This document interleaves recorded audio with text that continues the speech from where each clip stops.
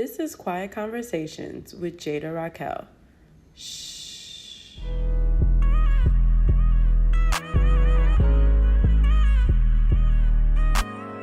Hey everyone, welcome to the Quiet Conversations podcast. My name is Jada Raquel and I hope you're doing really, really well today. I am thankful and grateful that you've decided to tune in to my first ever episode, my first ever podcast, and I'm just grateful. So we're just going to jump right into the episode. Today we're talking about starting over in your hometown, and let's get started. We're in 2024, and last year I had a conversation with one of my line sisters about starting over in your hometown. And the conversation didn't start off there. We were talking about how people that aren't happy with their current lives are able to get up, move to a different city, and just start over. I don't know if anyone watches You, but just like Joe and he kills all those people, he's able to get up, go to a new city, start over, and just change his identity and his whoever he wants to be. He can do that. And we kind of use that show as like a reference point for like us, right? Like how come we can't just get up and start over in our own city? And I had asked her that, like, do you think it's hard for people to do that? Do you think it's possible for someone to kind of quote unquote start over in their hometown, in the place that they grew up in? And then she said to me, I don't think it's not possible, but I just think that people don't know how or where they should start. And that's kind of where I started focusing on, because I too was in a season of just not knowing what direction I kind of wanted my life to go in. I kind of was like in a season of solitude. And when me and my line sister had that conversation, it made me rethink my steps. It made me realize that it made me question myself. Why can't I start over in my hometown? Why can't I do new things? Why can't I do the things that I see influencers doing in the new town that they just moved to? Because sometimes people aren't able, not saying that I'm unable to, but sometimes people aren't able to just pick up and move somewhere new. While I did my research, I realized that when people move to new cities, they make it their business to meet new people, step out of their comfort zone and go to events solo, and they also pick up hobbies. So that's 3 things that I'm going to dive into throughout this episode. When I say start over, I don't necessarily mean become a whole different person, right? Like still remain true to who you are, but I mean who you surround yourself with, the environments that you are in, the things that interest you. Like, why can't you start over in those areas, right? So, for example, when I said I was in a season of solitude, I started thinking, I was like, I think I want new friends. I think I want to go to different events. I think I want to try new activities. So I started shooting my shot. I started shooting my shot when it came to friends. I started shooting my shot when it came to being in different environments. And I started shooting my shot when it came to different things that I was interested in. Obviously, I wouldn't know what I'm interested in if I didn't try everything. And I just want to make this a disclaimer. Just because you want to quote unquote start over in your hometown doesn't necessarily mean that you forget about the people and the things and the locations that you love, or the people that you love, or the activities that you love. That's not what I'm saying. What I'm saying is sometimes when we're in our hometown, we kind of get complacent and we get stagnant and our routine is the same and we don't experience new things because we believe that we've done everything. And you haven't done everything, right? Like, you can drive to a new town across the border. You can drive to a new city. You can drive to a new state. And for example, I grew up in New York. Brooklyn to be specific, and I haven't done everything in New York. There are pop-up shops, there are new activities. growing and developing every 5 minutes in New York. So that's what I mean. So going back to what I said about shooting your shot, I kind of started putting myself out there, right? So I started being very intentional about the places and the people that I talk to. And when it came to shooting my shot, I started shooting my friend's shot. So I would go to events, I would see a whole bunch of Black women, and I would make it my business or my duty to talk to at least one Black woman or two Black women in the room, because I needed to start developing different type of friends.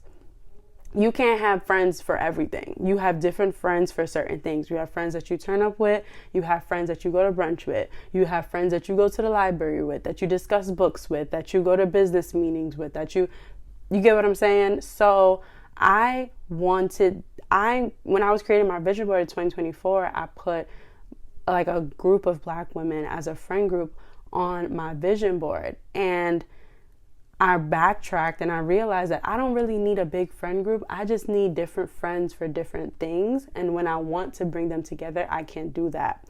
So I went to a couple of media events. I went to a couple work events. I started talking to different Black women that I just meet randomly. And I was just shooting my shot. Hey, babe. Oh, my God. Love your outfit.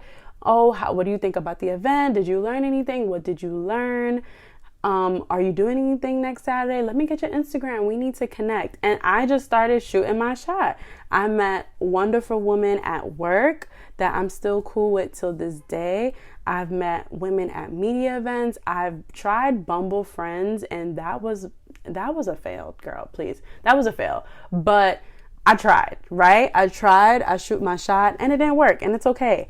But I've met so many amazing women in this year alone, and I'm just so happy that I did that, because if I didn't, I wouldn't have been able to have the growing friendships that I have currently.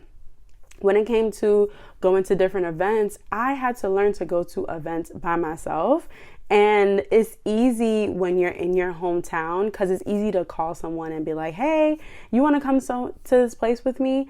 So you're not by yourself. But that was a challenge that I needed for myself. Let me try and go to this event alone. Let me try to just put myself out there. Let me just see what happens when I do, who I meet when I'm there, what I learn when I'm there. Because sometimes when you try to go to events, when you go to events, not when you try, when you go to events with someone, sometimes you miss out on the little opportunity to meet someone new, or you miss out on the opportunity to learn something from the speaker that's speaking, because you just want to make sure that the person that you brought is comfortable.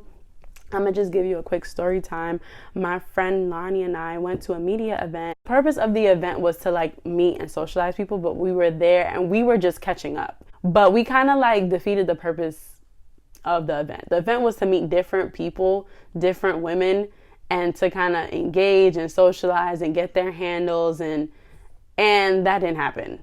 So sometimes going to an event by yourself kind of helps you get uncomfortable and get out your shell. And think about it. If you moved to a new city, you wouldn't have a choice but to go to events solo to meet new people. So use the fact that this is your hometown and you're very familiar with this place as an advantage to go to an event by yourself. The worst that can happen is that you didn't enjoy the event or the food or the people and you leave early. The worst that can happen is that you don't meet anybody. And I learned that this year. And like I said, I've met so many people, so many women, and so many Black women. Let me be specific.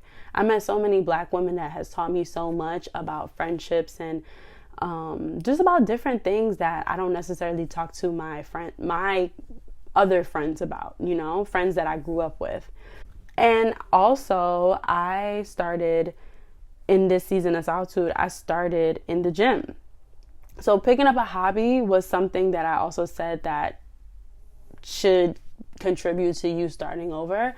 And my hobby, I consider that a hobby, was going to the gym at first and just pouring into myself in a way that I have never poured into myself before. So now that like I'm comfortable going to the gym, I want to go to different workout classes that contribute to me also moving my body. So if that's Pilates, if that's a yoga class, if that's bar, if that's a cycling class, any other class, something that interests me, and even if it doesn't interest me, just something new so I can see if I like it or not. Something new where I can again meet people or not. Because when you start placing yourself in these different environments, you start kind of not caring about the old environments that you used to go to when you was in high school, when you were in college, when you was in junior high school. Because as you get older, it's time to elevate your surroundings, right? And even like me reading, that's another hobby that I picked up. I have been able to have different conversations with so many people that I've met about books that I've read, trending books that I've read, authors that I've come across. And I used to read when I was a kid, but I've never really been like such a huge reader as I am now. And the different type of conversations that I'm able to have with people about books that I recommend and books that I hold to value, it's just amazing because I have been able to, like I said, meet people, learn the things that they learn, take some of the recommendations that they're referring me to, and just overall just surrounding myself with different things that I didn't expect to. I feel like sometimes we watch like these influencers on YouTube and watch their everyday life, and we think to ourselves all the time like, wow, it would be amazing if I had the opportunity to go to these events. And you can, because there's a lot of events in certain cities that are free and that you don't know about because you aren't looking for them. So you actually have to place yourselves in these places. You have to put your best foot forward. You have to dress the best, like look good, feel good, and place yourself in these places and spaces so that you're able to attract what you want to be attracted to, what you're longing for, what you're reaching for, certain goals that you have. And the last thing I actually have been doing was connecting with long distance family that I usually don't talk to on an everyday basis, especially being in your hometown. You know, your family's there, so you're not really like reaching out. But now that I'm in my mid-20s, I've been using this opportunity to connect with a lot of my family members that I haven't spoken to in a while. I just want to make sure that like I have a strong community on both sides, both friendship and family, both friends and family. And you know, as I get older, that's starting to be something that's really, really, really important to me. So I say all that to say, if you're thinking of starting over and you don't know where or how to, I would use the tips from this episode as a beginner guide to change your reality. So, like I said previously, going out to events to meet new people, shooting your shot at the people that you meet to gain friendship, and also picking up a hobby. Those are 3 things that is a great way to build community, keep yourself busy, and feel as though you're involved in the different things that's happening around you in your community. The great thing about life is that you can start over as long as God allows you to wake up the next day. So guys, thank you so much for tuning into my first episode. I will be dropping episodes once a week, so please stay tuned for that. And I will be eventually dropping video content also, so please also stay tuned for that. Thank you so much. Thank you. Please like, comment, share with your friends and family. Give me some feedback and let me know what you thought. Make sure you follow on Instagram and TikTok at Quiet Conversations Pod. And you can also follow me on Instagram at jada.raquel. Stay tuned for the next episode next week.